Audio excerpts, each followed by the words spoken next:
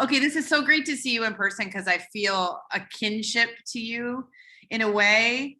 When you just kind of feel, and the whole book, I just felt like, oh, this person is speaking to me. We also have a ER visit in common, cardiac reasons, but yours was a lot more expensive than mine. I'm sorry about that. Yeah. Do you find it weird that no one in the ER, of all the people you saw then, thought you were in your 40s, right? Yeah. What, like, how could no one think this is a woman in her 40s? Like, this makes no sense. I don't find it weird now, Mhm. having done the research, right? Because, now, and I don't even feel like, I don't even feel like I've done enough research to know how big the chasm of ignorance is, right? But I've done at least enough to know that there's almost no information about this. But also too, bear in mind that, like, I come from another arena of healthcare. Like, I can't tell you, working in sexuality, how many people will say, "Oh, talk to your doctor about sex." And I'm Yeah. like, "Oh my God, don't talk to your doctor about sex," because almost no doctors are trained in anything to do with sex and sexuality either, which is more a part of more people's lives than menopause, right? And so, I already know that there are very big, segments of human life in which the medical community does not have information, or only, very few people in it have any information. But it certainly should be different, right? I'm not surprised now. When I first started learning about things, I was like infuriated, and of course I felt really foolish. I still spent another year or two being like, what is the medical mystery of what happened to me? There were more doctor visits, there was all kinds of stuff. And only in way hindsight was I like, oh God, Heather, this is what it was, right? And I felt as ridiculous as I feel like everybody in that, ginormous multi-clinic ambulance ER adventure Yeah. should have felt. I'm with you. I'm a journalist. I spent most of the time I was struggling, I was focusing on health and wellness. So what the heck, like I felt really embarrassed about it. And then I was like, it was like 5 years after my ER visit that I realized, because I think, Right, for me too. Yeah, that sounds about the right timeline for me as well. But again, though, like, you don't, we have the same thing. Again, it's when you have young people, coming in with questions about sex, and the first thing that they'll say is they'll apologize for their ignorance. They'll say, "Oh, I'm sorry, this is so stupid." And there's not. We're not responsible for the things that we don't know, and especially for things like this that, again, you know these are major parts of our lives. And here I am and here you are, that this is the responsibility that some people should take. Once we find out these mhm, things, mhm. that people should take it upon themselves to say, okay, I'm just going to do my civic duty here as a person who now knows some things, and make sure that other people know some things. And then when you're in it, it's interesting because sometimes I think, well, this is getting so popular, this is getting so well known that maybe I won't keep doing this because, but that's not true. It's just in the sphere that we're in now, we're interacting with a lot of people who know, but a woman, like I've been experimenting on TikTok, and an Arab woman just the other day said, "What's happening? I'm sweating at night and I'm 45." Like, she had literally no clue. And so I thought, I'm in this group on Instagram probably where I'm talking to people who know, but and want to know more deeply. There's people who don't know, and not just, Well, I also feel like it was one of the things, there's so many little rabbit holes in book research that I wasn't able to, like, fully, um, make part of the book, because I, wanted us to be able to read it and not want to throw it at people because of how much it weighed. But like, one of the things that I did notice too is that there definitely have been these kind of waves of menopause information, right? And so that's, even generationally, I feel like sometimes enough time lapses in between these kind of cultural phases of there being shared information for it to kind of get missed in the pass off, you know. And so hopefully, that's, I feel like kind of a missing piece that we have to figure out is how do we make sure that we kind of continue the bridge instead of kind of having that weird little lapse where there's this whole nice window of people that know, and then there's enough missing that then the next group of people doesn't get the benefit of that generation that came before. I think actually right now, because the perimenopausal cohort is so big and because of the generational crossover between Gen X and millennials, it's kind of built in, like, and that's actually, I had somebody I was talking to the other day who kind of came up, a Scarleteen reader, right, who is starting to read this. And that's a millennial person, right? But it makes sense, right? Because they're in their early 40s. So maybe it's true if people in their early 40s or late 30s who may or may not be starting this, because you know how it is, right? You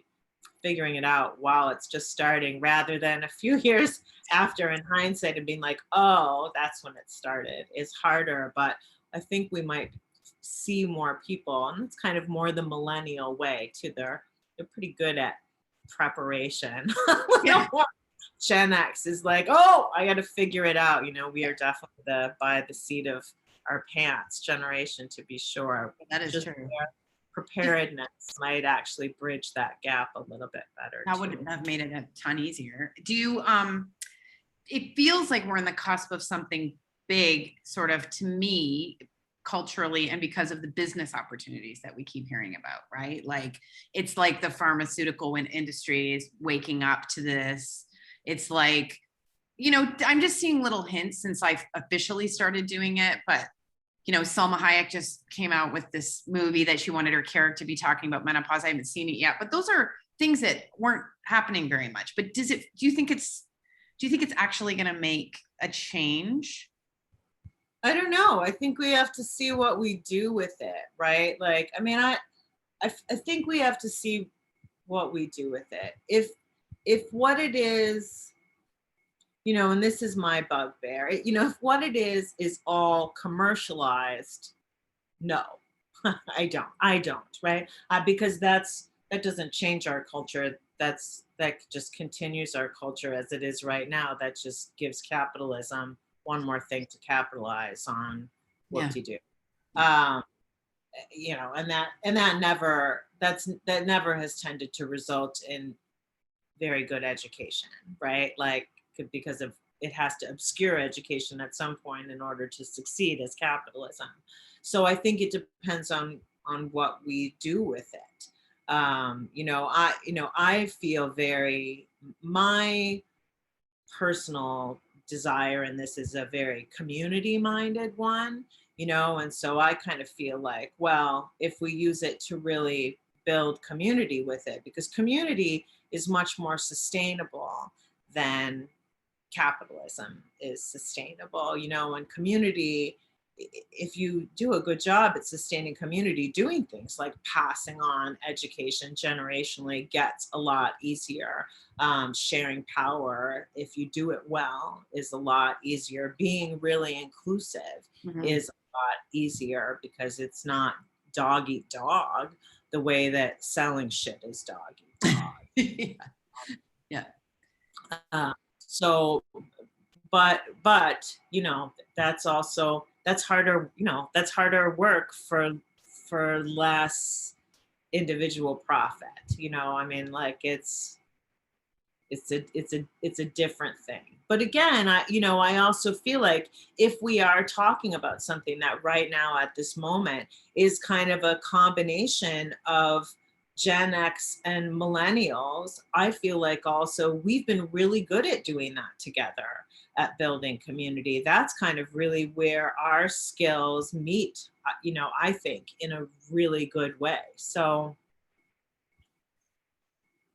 when I was reading your book, first of all, it was immensely hopeful, and I really liked that sense. But when I'm reading it, I get you, when you were talking about the older women and how they're all happy. Like they've been quietly just doing this and knowing that it went somewhere awesome all along, right? Like I feel, do you feel like it's the lie? It's one of the lies we're told. Like if we knew it was awesome, we wouldn't be scared if we could fully be ourselves. Like, how do you think that's wrapped up? I don't know. It's tricky, right? Because I think that I feel like I had a whole bunch of feelings, right? As it started to become clear that I was like, oh, like there's this whole, like it's all kind of super amazing on the other side, and I didn't know about it, right? And there was a bunch of feelings, you know, there was certainly a certain like betrayal, like, why did you tell me, right? Like, and, but then after the betrayal is first, you know, my quick, like, why didn't they tell me? They're right there, Heather. They're right there living their lives. So probably it's less that they told you, as in you weren't paying attention, right? And probably that's more of what it is, right? I was talking about this on another podcast about, for all that everybody complains about invisibility, we've all been possibly responsible for invisibility in the first place by just not fucking seeing people that are right there. Right. But then it's also too, it's that, you know, we have to, when I was talking to Joan Price in the book, you know, one of the conversations that we had, and one of the things that Joan said too, is that, you know, we can ask for these conversations. I mean, that's the other thing really too, is that if we're not really engaging with older people and having these conversations to talk about their lives and to know what it is for them afterwards. And again, I don't think it's so much like they're not telling us. It's like, well, they're not telling us because we're not asking them. And I think that is one of the things that you see, you know, I talk for a minute about how my mother worked in this nursing home for a while that was an all women's nursing home. And it's when I was in junior high, and it was these wealthy older women too. It was this like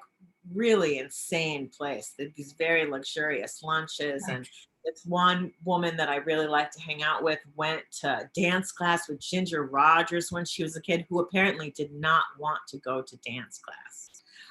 And camp with the Rockefeller kid. Like, it was crazy.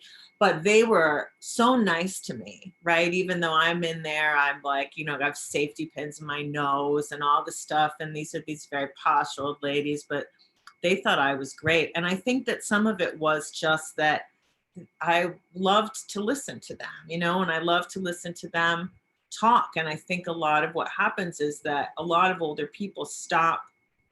They don't just volunteer their stories to talk to people because a lot of people are not open to listen to them, right? And so that's really some of what it is. And again, you hear people our age start to experience that process when they talk about invisibility and how they're going somewhere trying to order something and no one's hearing them. And I'm like, that's what that, right? That's what that is. That's that thing starting. So I think that some of it is that we have to cultivate more of those relationships, you know, and nurture them and keep them, those kind of intergenerational relationships, which isn't always easy, especially because I think that some people limit them only to family relationships. And so those are all challenging relationships, right? I mean, like, thankfully, like in queer communities, we have a lot more opportunities to kind of have some of those relationships sometimes. I think that maybe outside that, it's a little trickier. Work sometimes can give you some opportunities like that, but they're hard. Yeah, they're hard to, yeah, I want there to be like a Tinder for like older friends. I'd love to, my friend has, the reason I always say the word perimenopause, but it's because my friend has these older friends and her husband called them the menopause. She's been going out with them. They have such a good time and she's learned so much from them. You know what I bet that we could do, and I really do think that you could probably do this. I bet that you could go ahead and use even go ahead and use Tinder right now and look for some friends that way, and nobody would mind. Probably not. No. You know, I mean, right? If it's like our people, nobody would mind. No, right? If you're no. just like, oh my God, I need a friend that's older than me right now, like really probably. And you know what? If somebody is in postmenopausal, I don't give a fuck. They're just going to ignore you if they're not into it, right? You know what I mean? Like Right. it's going to, skin off their back. Yeah. That's a good idea. It'd be a good idea for I mean, I think there are friends apps like that. I'm in an interesting place, but yeah, I'm gonna do it. Okay. I wanted to the last chapter that was written by the trans woman was, But man, yeah, that was really powerful. And I mean, over here there's not much going on out in the open. But right before I left Canada, I wrote a week-long series and spent a lot of time with that community. But there's so many things I don't know. And when she was talking about and I'm going to screw up the words, but if you were, I'm going to say it all wrong. If you're born as a man and you end up taking estrogen for all those years, you end up having sort of a similar composition. Am I saying this right? As someone who was born with a uterus and ovaries. yeah, I think so when Joanna and I were kind of, hashing it back and forth and looking at all of the stuff, I think that ultimately where we landed is that especially if you got to be, an older trans woman, that probably by the time that you're an older trans woman that has been on estrogen for a long period of time, probably your chemistry is really similar to a postmenopausal person who was born with a uterus and ovaries, Yeah. right? Just probably in terms of just your kind of balance of estrogen and testosterone and where everything else lands. It's not, we don't have studies on this to look at all that, right? Like this is us being theoretical, and everybody gets very knee jerk about these kinds of comparisons, which is why we were very delicate about how we're doing it. But looking at everything there, it feels pretty like, yeah, it kind of makes sense. I don't even know how long you'd necessarily honestly have to be on estrogen to even be there. Might not even have to be, quite frankly, all that long. But yeah, and again, certainly, I mean, think about, there's so many times that so many trans women wind up having to come off of estrogen, and it's often economic, right? It's like sometimes it's by choice, but often it's not by choice. Often it's that insurance covered it and now it doesn't cover it, or insurance never covered it and you were paying for it and now you can't pay for it anymore. Like, I mean, it's just, I mean, that's one thing, is just, I think, and that, that's a sudden menopause experience, right? That's not perimenopause. Like we're having that sudden estrogen withdrawal, not quite to the degree of somebody who had a hysterectomy, but not super far off of that. So, I mean, consider that. And I'm thinking about incarcerated trans women, right? That's a really common experience to have that happen. I'm thinking, oh my God, the stuff that we're going through, to think about going through it 4 times, 5 times in your life. Like I just, There was a very small study, and it wasn't trans women. It was just women incarcerated. I think they only talked to, I don't know. It was earlier this year, and just those stories were just horrible. Like just basic things like bleeding all over your bed and then not being able to get more bedding or clothes. Imagine, like, no one's listening to you about any of your symptoms. Right. It's just like, yeah, I think that one of the things, to me, I'm glad to hear you bring something like that up, because I think that one of the things to me, when I was working on this book and when I still think about all of this, is that I still think that, so much of the menopause experience continues to be limited to this like super straight, cisgender, white, middle class experience. And I'm like, there is a whole big world out there. And even when I kind of read people do that, like,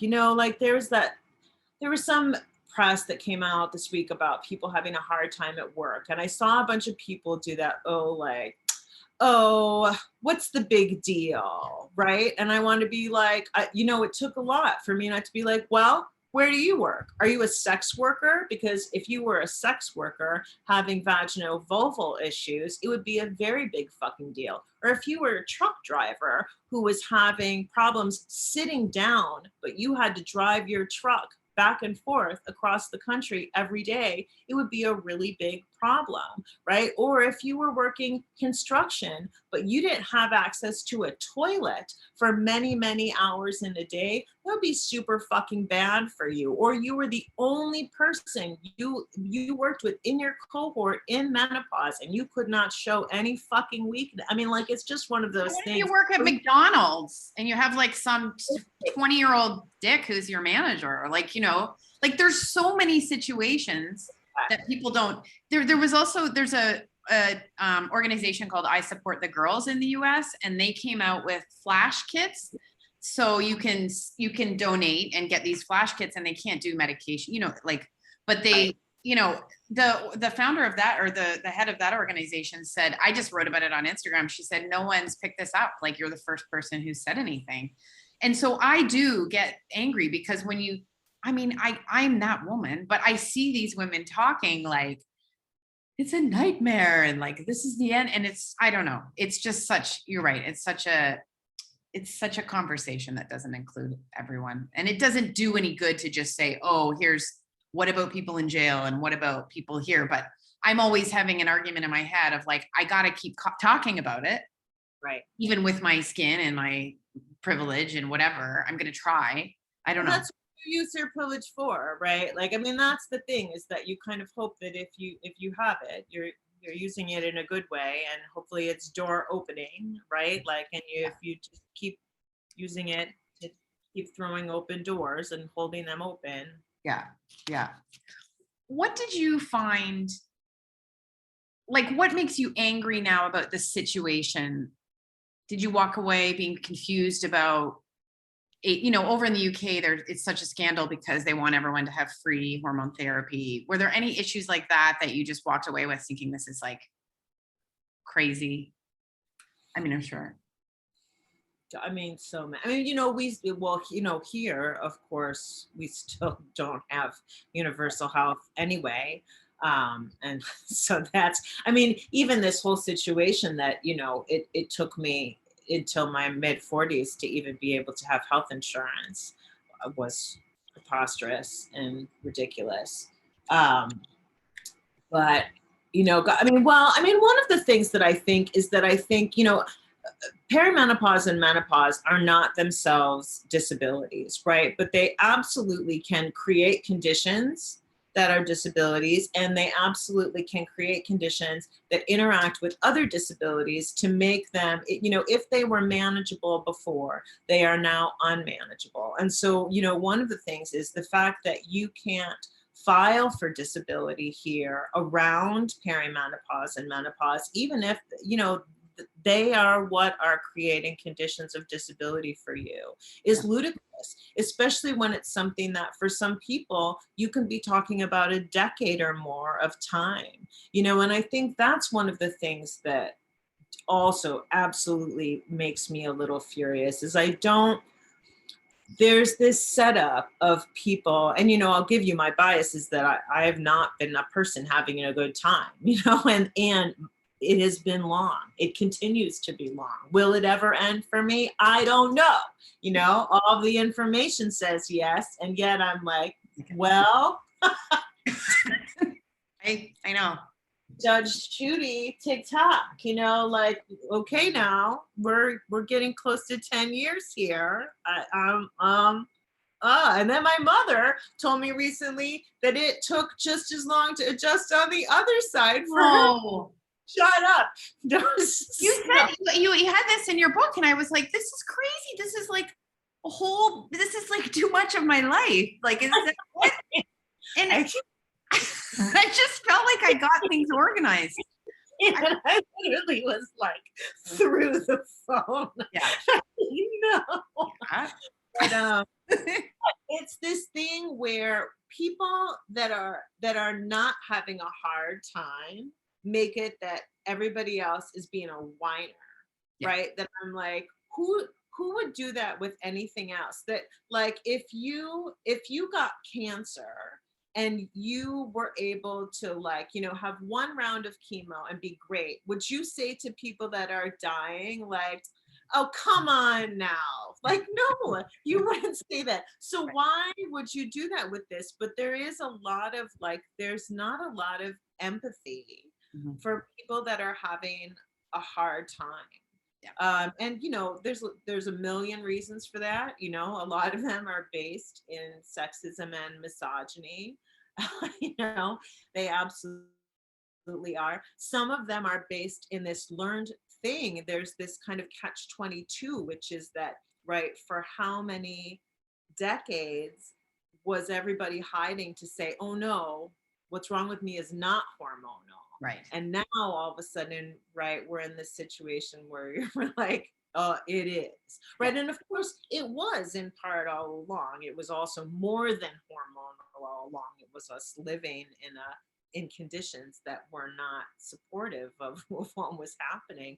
But there is this thing where it's one of these things where we should be there for each other. And if we're having an easier time in something, our response to the person having a harder time shouldn't be fuck you, you whiner. It should be, oh, well, I'm having an easier time, so how can I help you out? With the presumption too that, you know what, probably someday there will be something in which that person is having an easier time with something and you are having a harder Yeah. time with something, and they will be there for you because that's how this is supposed to work. But instead it just gets to just this like, I don't know, it's really, and it makes me very upset because it's really, and when people will say, why don't people talk about this? I'm thinking, well, this is one reason why people don't talk about this, including that the people having the hardest time, one, are often the most marginalized. So already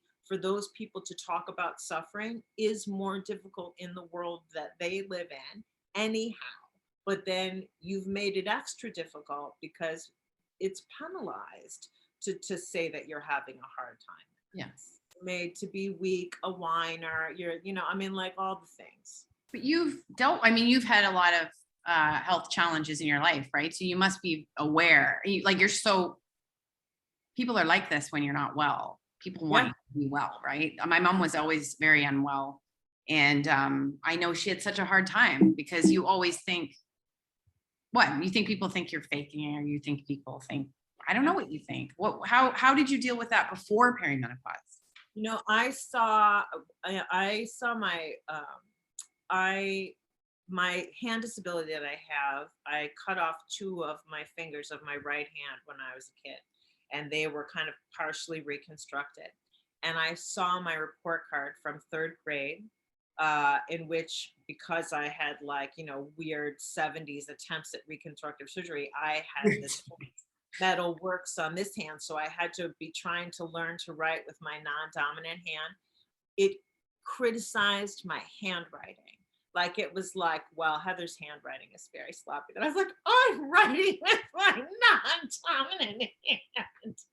You jerk, are you kidding? But I mean that, right? That's, I mean, it's the Sorry. So thing. sorry. But but it's also one of these things where again, it so depends on what kind of communities you're in. To me, the older that I am, and I do, I have had more and more privilege to have more choices about the kind of communities that I'm in, and so more of my chosen family and community is disability justice based community and queer community and diverse community as far as people's race and ethnicity goes and economics go. And so, you know, I generally am living in a culture of kinder, gentler people, and so even to kind of come into something like that, and with Scarleteen, even I make a community that other people come into, but we make it there. And so even to kind of come back into something like this, where one, I'm dealing with more like older adults again and not younger people. So that's always a shocker, right? Because I'm like, oh my God, grown-ups are so mean. Right? Like, I mean, I really like it. It is kind of one of these things where I'm like, adults. Yeah. Ooh. Um, Yes. but but it is still too, menopause is still a lot of older straight women, and who have been socialized in very specific ways and gone through life and the world in very specific ways, and then come to this, you know, with a whole lot of feelings. And I think that that's one of the things that makes it tricky, because I also I have empathy for women, specifically women, because it usually is, who are coming to this with like late stage rage. Like I do, and I want them to have that, right? Like if they haven't had that yet, I want them to have it, but I also want it to be directed appropriately, and directing it at, one of the things that we've started to see. I see it. My friend Tanya Glide, that works in inclusive menopause in the UK, has seen it. I've heard it from some other readers. Those of us who are coming in from non-binary, we've heard that we are making it like harder for cisgender women, like, which makes no kind of sense, right? I'm like, what are you talking about? No.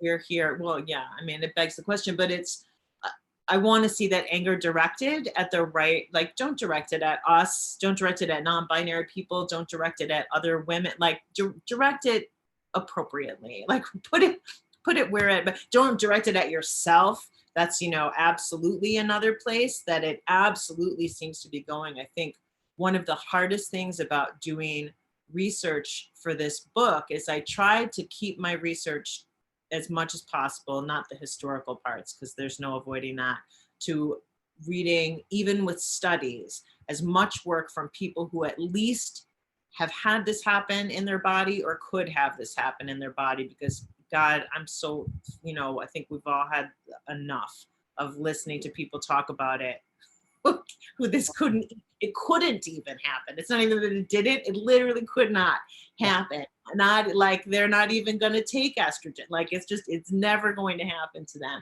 But in that self-authored stuff, the amount of horrible self-loathing, like just, I'm all about self-effacing humor. That's fine. But that's not what I'm talking about. I'm talking about body bashing, or just this kind of deeply internalized self-hatred, even that with that kind of late stage rage, like that's not good for anybody. Well, it seems, I mean, what your book really lays out so well is that you suffer so much if you don't deal with whatever bullshit it is that you've brought to this time in life, whatever your coping mechanisms are. I mean, I learned this. I did it in my 40s, even though I didn't know why I was doing it. I just did it.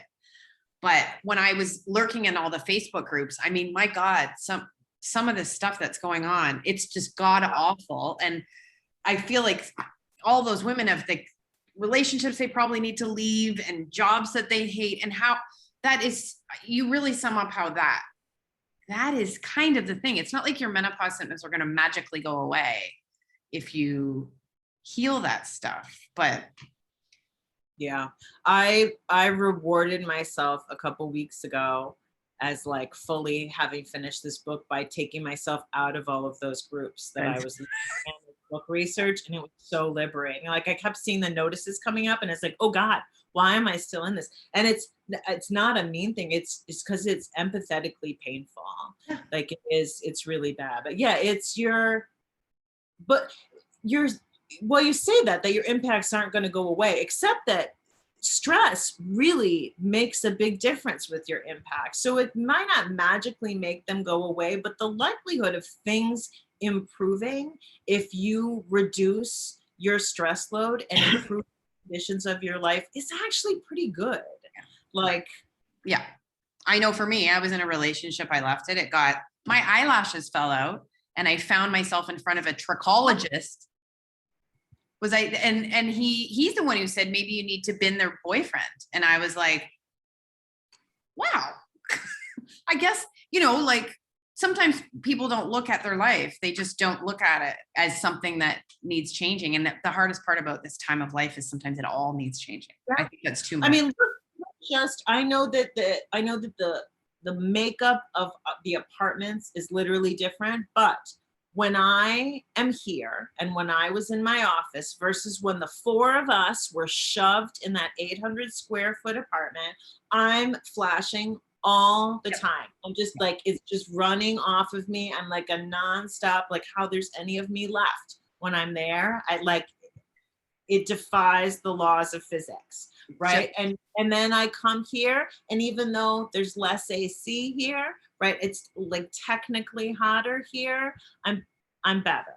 Okay. Because of, what it is. It's less stressful. Like it's just, we've got all the stuff on the impacts of stress. And again, it's the conditions of your life.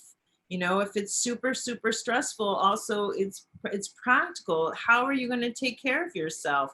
You're not. At best, you have a minute to catch your literal and figurative breath.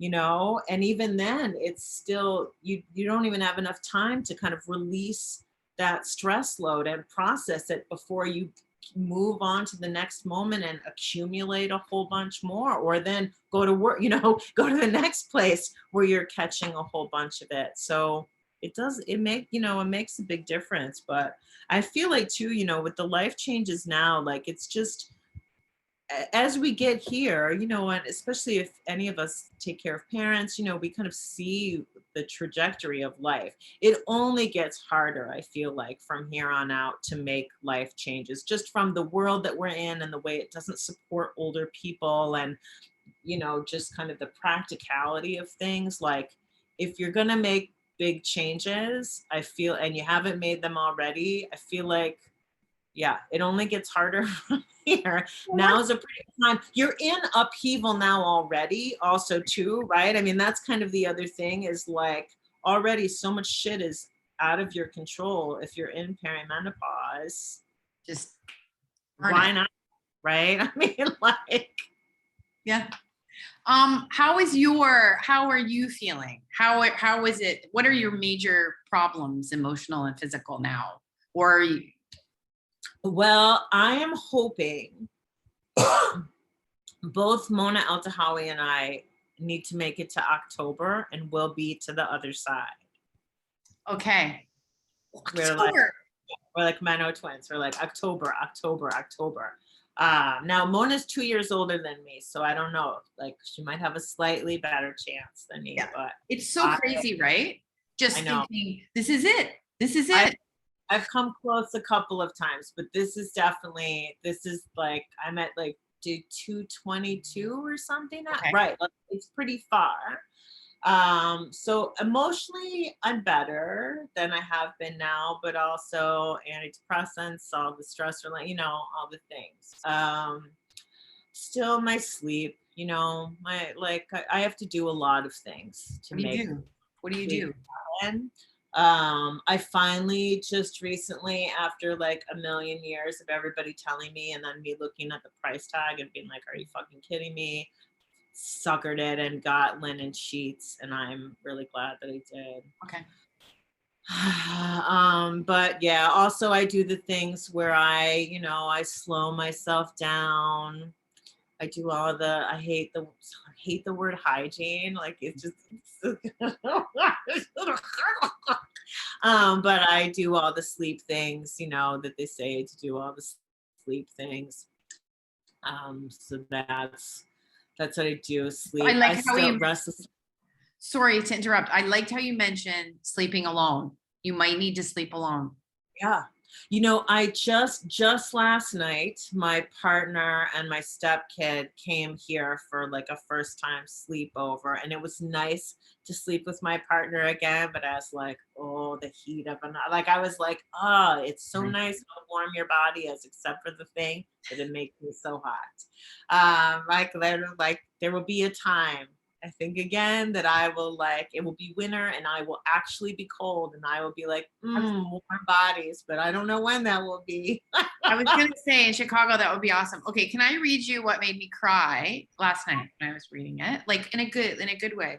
But I don't feel like anyone prepares you for how completely your emotional resilience can just bottom out in this and how vulnerable you can feel. And it came at such a good time because I had been out and my friend's husband is in the military. And he started talking about, the definite end of the world that's coming and all his, and it just pierced me. And I was wrecked for like 3 days. Like I was like, and I, what is wrong? Like, why? And the way you phrase that, I'm so grateful. Thank you. I'm still very, yeah. I mean, I'm generally kind of a pretty vulnerable person emotionally. Like I'm one of those people that I'm like, please don't ask me how I am. Like, please don't be like, are you okay? Are you okay? It's the kiss of death, right? Like even when I hear "are you," I'm like, stop! Don't do that. I'll immediately be like, no. But yeah, it's still like I've had to learn a lot of skills around being careful who I'm around, around telling people when I'm like in a particularly like, I am very delicate today. Yeah. So either A, like if I feel open to being emotional, to be like, you should know that if we're going to talk about this thing, I might cry, like, or be really sad for the rest of the day, or be unable to do this thing. Is that okay with you? Are you ready for that? Or if not, that's fine. We don't have to talk about that. You should get a bell, like a cat, but like a vulnerability bell. Well, there's a lot too, like a lot of people, like, it's been really common in my life for me to kind of be like the vessel of holding other people's stuff for them. And that's been the other thing too, that I've been like, this has been a lot harder for me because I tend to right now be almost more upset about other people's stuff than they are about their own stuff, right? That I'll be like, how are you fine about this terrible thing that's happening to you? Which is a very weird situation to be in. Very interesting. Yes, I know what you're talking about. Right? That I'm like, I don't know about this. Yeah. Thank you too for saying that this could be a great time to date because I'm single and I agree with you. And I see all these people making videos on social media saying, dating in your 50s. Date, I wouldn't wish it on my worst enemy. And I'm like, I don't know what you've done to get to this point, but A, it's really not the right attitude to go into it with. Oh. And yeah, it's one of the, like, I think it's one of these things where, I mean, again, I like my own company anyway, but I feel like right now, even more than ever, you're like, well, if I'm alone right now, the extra bonus, right? So I feel like it can be extra easy to be like, fuck this, right? Like, it's a little bit easier to have a laissez-faire attitude about the whole thing. My dog has things to say about this, apparently. I feel like it's a little bit easier for, I don't know. I always thought, I'm a writer, so I like to have some stories in my pocket. Some of my best stories are bad dates. Yeah. But I don't know. I again, to me, some of it too is what it's dating. I feel like is always different as a queer person because I always came to dating. I come to most relationships is that I don't know what the relationship is going to be until I meet the person. Right. And then the person and my dynamic with the person is what determines what relationship I have with them. Not I'm looking for X relationship. Do you fit this relationship? It's like, I'm going to meet you. We're going to hang out. What are we to each other? Like, what is our vibe? What is our thing? I love that though, because it's not even, in the way I date, there's just the expectations of what people think, the guy's got the expectation that maybe you're going to want to get married. I don't know, but there's just a lot. That sounds so beautiful to just be like, let's just have this be. Well, and then when you do that, as relationships change over time, it becomes less of a big deal that they change over time because then it's just a thing of, you're endlessly fine-tuning your relationship. Oh, you've changed, I've changed. Of course, our relationship has changed. What's it changed into? We're finding out. Let's Yeah. figure it. But that's all it ever is. But that I feel like, You know, it can be scary, especially if you like your relationship. So, and change can make you nervous, but it's not a failure, right? It's not that the relationship has failed. It's not that even that the relationship is necessarily over. Over is we're not talking to each other anymore. We're out of each other's lives. That's over. Over isn't we were romantic and now we're friends, or we're having sex and now we're not. That's not over. That's different. yeah. Wow. Well, I do think one thing in the straight world that is helpful is this sort of falling away of the idea that divorce is a failure, that the end of a relationship is a That's been failure. happening. That's nice that that's been happening. Somewhere it's happening. Well, I Yeah. am so thrilled to talk to you. I feel like I could talk to you again. You Do it are, again. it's really nice to see you in this space. And I felt like I was, I don't have kids and I've never been married, and I've never felt like I've been part of any. I definitely, this discussion doesn't ever, it's a lot of assuming. So you made me feel like I belonged, and I know you've done that for a lot of other people too. So Well, yay. take care. Thank you. I'm so glad that we were able to talk. Me too. Me too. Let's stay in touch. Yeah, Yeah. And yeah, thanks. Have a great day. have the thing and do the thing, and I'll send you off to the rest of your day. Okay. Take care. Bye. Bye.